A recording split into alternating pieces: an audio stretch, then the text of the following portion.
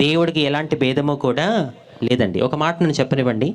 మనం ఇన్ని సంవత్సరాలుగా చెప్పుకుంటున్నాం కదా, స్త్రీలు పురుషులు నపుంసకులు అని చెప్పి.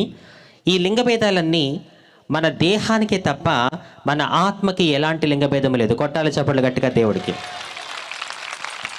కొన్ని వేల సంవత్సరాలుగా మనం చెప్పుకుంటున్న స్త్రీలు పురుషులు నపుంసకులని లింగ భేదాలన్నీ మన దేహానికే తప్ప మన ఆత్మకి ఎలాంటి లింగ భేదమో లేదు. అందుకే వాక్యం చెప్తుంది కదా, దేవుడు ఆత్మ కనుక ఆయనను ఆరాధించేవారు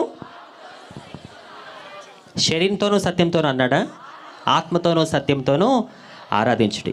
నా యేసయ్యకి నీ కులంతోనూ మతంతోనూ రంగుతోనూ భాషతోనూ స్థితిగతులతోనూ సంబంధం లేదు నా ప్రియ సహోదరి సహోదరుడా.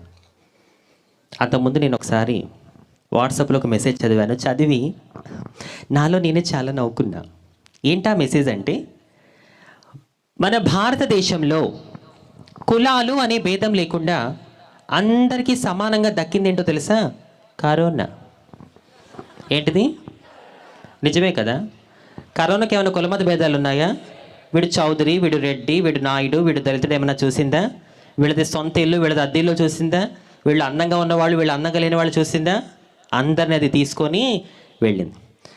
అందుకే అంటున్నారు నా ప్రియ సహోదరి సహోదరుడా, మన యేసయ్య వచ్చింది మన కులాల్ని మతాల్ని మార్చడానికి కాదు, మన బ్రతుకులను మార్చడానికి వచ్చాడు. కొట్టాలి చప్పట్లు గట్టిగా దేవుడికి.